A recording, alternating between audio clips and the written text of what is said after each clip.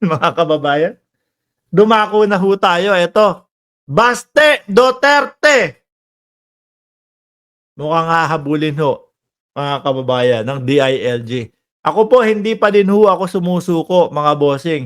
Doon sa sinabi ko sa inyo, ibinlog ko sa inyo na si Baste Duterte, malaki pa din ang posibilidad na yan, kumbaga masuspende ho, mga kababayan. Bakit? Kung yung mga kapulisan ho, na inutusan nila, nasuspende. Siya kaya na mismong nag-utos, mga bossing. Hindi ko pa din ho gini-give up yon. Kailangan lang ho ng konting panahon yon, mga kababayan. Eto naman, bagong kakaharapin yata ni Baste Duterte. DILG, pagpapaliwanagin si Baste Duterte. Patungkol ho ba saan ito, mga kababayan? No? Naku, nakalimutan na nating mag-shout out. Pagpasensyahan nyo na po, Na-enjoy natin yung mga topic Patungkol ho ba sa itong pagpapaliwanag at gustong pagpaliwanagin, no? Ni DILG Secretary Benhur Abalos, mga kababayan, kay Baste Duterte. Matinding pagbaha ang tumama sa Davao noong linggo. Mga kababayan, Tina V, shout out sa iyo. Matinding pagbaha ang tumama sa Davao City noong linggo. Kaso, ang mayor, si dating Pangulo, wala, kahit saan naman pwedeng pumunta yan no? Okay lang yon. Dating Pangulo, kumbaga, dapat nagpapahinga na lang yan. Pero ang mayor, nasaan ho ba si mayor? Ang hilig nilang mga sumigaw nung dati. Nasaan ang presidente? Nasaan ang presidente? Ano po, makita mo yung presidente natin. Umiikot doon sa lugar ng mga tinamaan ng kalamidad. No? Pero sila, nasaan ang presidente? Nasaan ang presidente? Eto, nasaan ang mayor? No? Yung pagbaha ng Davao City, mga kababayan, si Baste Duterte, kasama po ang ama, nasa Tacloban City lang naman. Mark, baka naman tumutulong din doon sa Tacloban. No? Kaya nando sila. Tacloban umano ang mag-amang Rodrigo at Davao para sa isang aktibidad. Ano po ba yung aktibidad nila, mga bossing? Mautog. Yung maisog.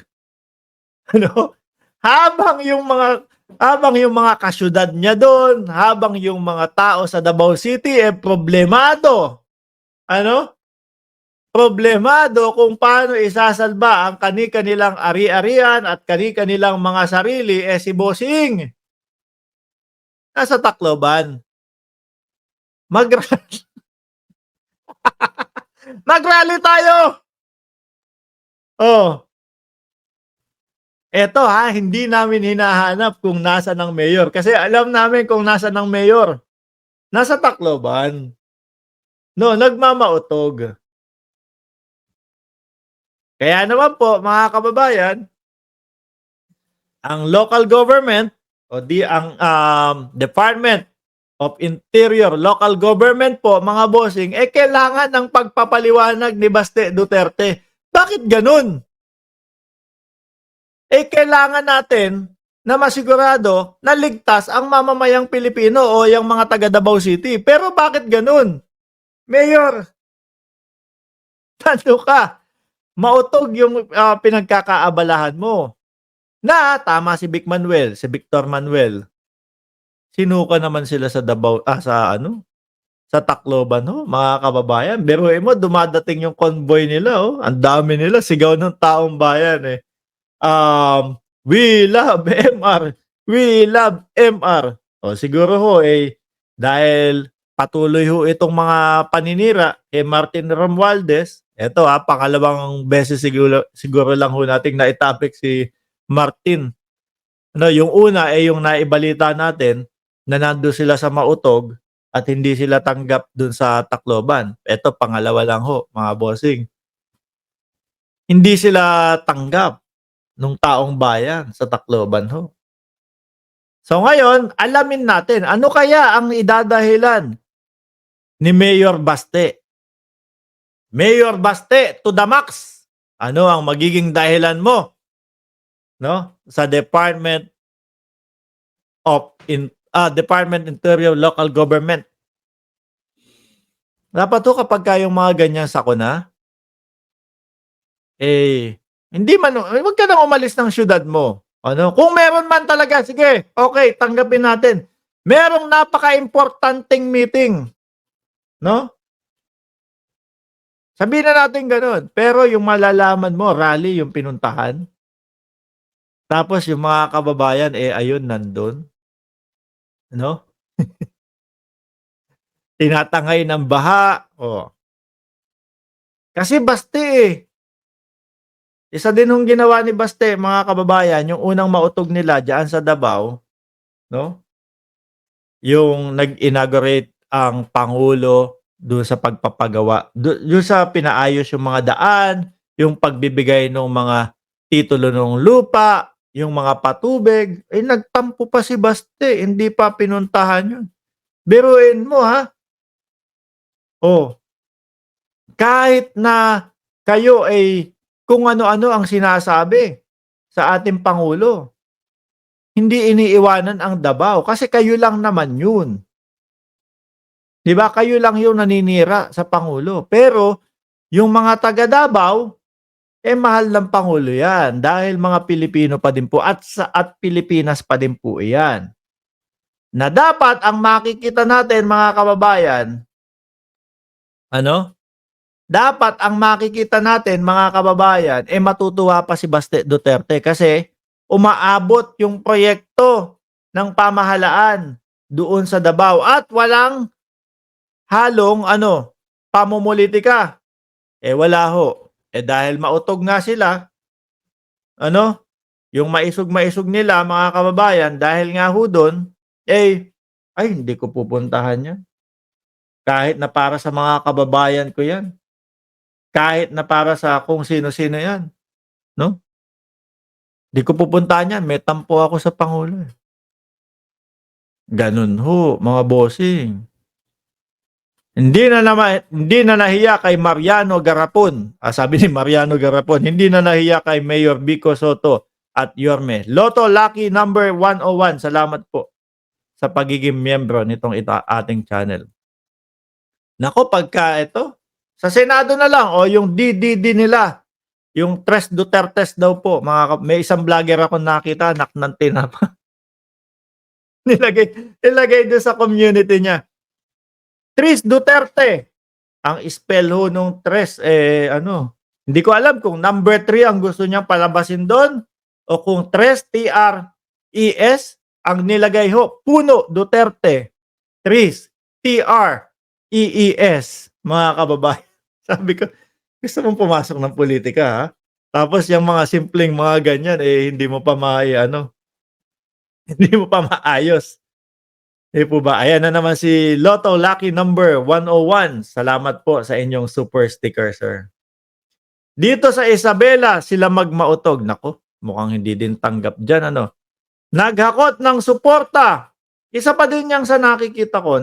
Naghakot ng suporta sila para sa people power kay BBM. Magulo talaga ang kampo ni Duterte at hikayat ng suporta. Gusto nila mag-people power. Wala naman kung ano dyan. Pagsabay-sabayin nyo na. 1 taon na kaming napapagod sa sinasabi ninyong madami kayo. Ano ho? Oh. Kahoy yun na spelling. Violeta Madarang Vlog. Baste, magpaliwanag ka daw ho. Sir, dahil mas pinili mo na pumunta doon sa maisog ninyo kesa dito sa problema ng iyong bayan na binabaha. Bakit binabaha ang ang alam ko malaki ang budget ng Davao City. Mga kababayan. Ba't binabaha pa din ho sila? Matinding pagbaha ang tumama sa Davao City noong linggo. Bakit to? Tayo nagtatanong lang mga kababayan. Tayo nagtatanong lang mga bossing. Okay? Ano kaya ang paliwanag ni Baste Duterte? Kasi mas importante itong maisog, mas dapat naming unahin ito, kaysa sa binabaha naming ano, binabaha naming bayan, yun din ho mga boss, yung pagsigaw-sigaw nila ng nasaan ang presidente dati, samantalang kitang-kita nila nagro-robing ang ating presidente doon sa mismong lugar na may sakuna, nag-bounce back ho sa kanila. Hindi ho tayo naghanap ng nasaan ang mayor nila, ha.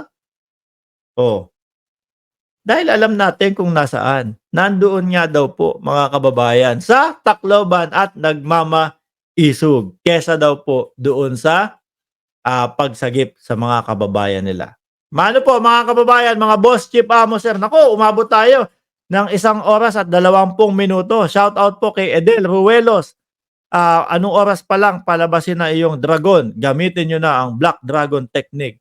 Reginald Elamparo, shout out po sa inyo. Doon po sa 836 bago po kayo lumabas dito sa ating channel, huwag niyo pong kalimutan na i-like. At kung kayo po bago lang po na nakita itong channel na ito, huwag niyong kalimutan na i-subscribe para po lagi po kayong i-notify ni YouTube mga kababayan. Okay? So mabilisang shoutout po mga bossing. Ang politiko sa mga Duterte ay negosyo, hindi para sa mamamayan. Sabi ni Dante Place, iyang kanilang naging panuntunan maski kasinungalingan ay kaya nilang dalahin at gawin kasi iyan ang kanilang motto sa buhay. Shoutout kay Ma'am Sir Leonardo Liporada Sr., Engineer Rodolfo F. Reyes ng Kuala Lumpur, Ray Gods 29. Ayan, shout out sa inyo. Sana wala na. Okay na 'yon. Reginald Elamparo, Opirian, Alberto Bernales, Ugma Jerome, Edel Ruelos, Ricardo Trinidad, Alberto Bernales Agazon, Jomar Mogado sa ilalim, Eddie Rodriguez, Edel Ruelos ulit. Ayan. Muli po ako'y magpapaalam na. Shoutout sa iyo, Tina B. Doon po sa mga ngayon lang dumating, pwede nyo naman panoorin to ng replay, mga kababayan. Archie Di Beroya, umabot pa din sa live view tol morning. Victor Venezuela, Tech Nabida, Dina Limbaga, Chris Rose, bye po ma'am. Gina Bailon from Taipei, Maritel T. Ayan. Muli, maraming salamat and God bless po sa ating lahat.